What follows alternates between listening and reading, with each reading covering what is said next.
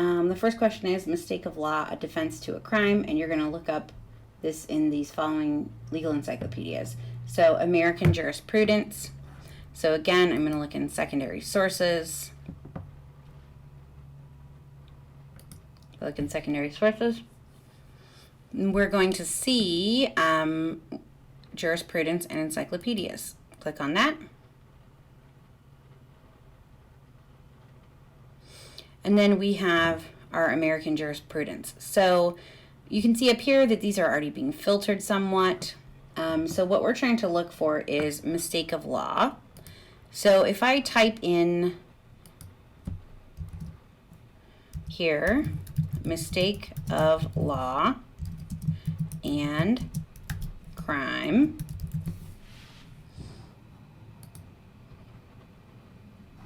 now we're searching just the jurisprudence and legal encyclopedias. So we can see here there is a whole bunch of different types of things that you could look in, but remember we just wanted to look in American jurisprudence. So if you are trying to really limit it more than that, we would want to be able to eliminate out all of these other sources. So if I come over here to the side, I can click on publication name, and then right here, American jurisprudence is at the top. Now it's just going to give us only American jurisprudence articles that are in here. So if we can say, look through here, mistake of law generally, then you can see down here, we can go through that no, mistake of law is not a defense to a crime. Now here, remember we chose AmJur, but we want to now just look in New York. So we can scroll down and choose the title, just the New York jurisprudence. And we can see it right here, New York jurisprudence.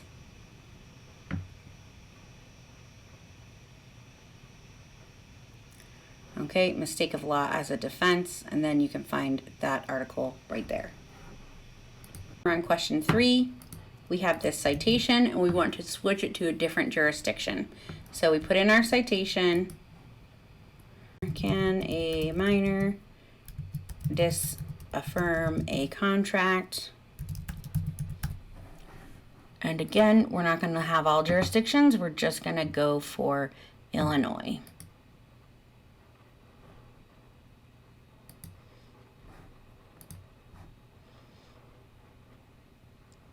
And then for our cases, we're getting back 381. So that's a big difference between the two databases.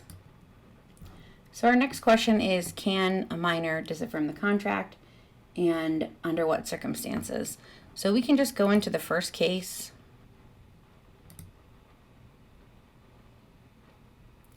And we can see the synopsis right here. But it's useful here to use something called the head notes in West. So in the head notes, it's going to be giving you the main topics that are in this case. And so here the very first one is, a minor can in most cases disaffirm a contract during his minority. So if I click on that head note, it's going to zip me down into the opinion as to where it talks about this issue.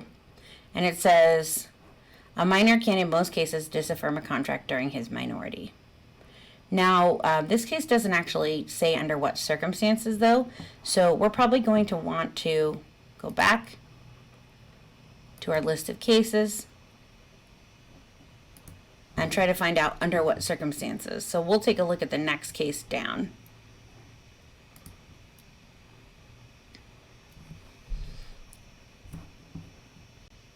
So if we're looking at our head notes,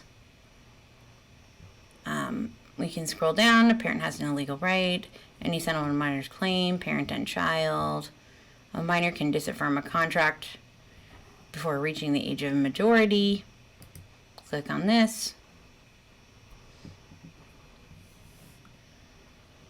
I'm just looking through that to see if I can find the rule of under what circumstances. That doesn't seem to address it either. So what I would do is keep going through all of these questions, all these cases, till I find one that actually addresses the issue of under what circumstances.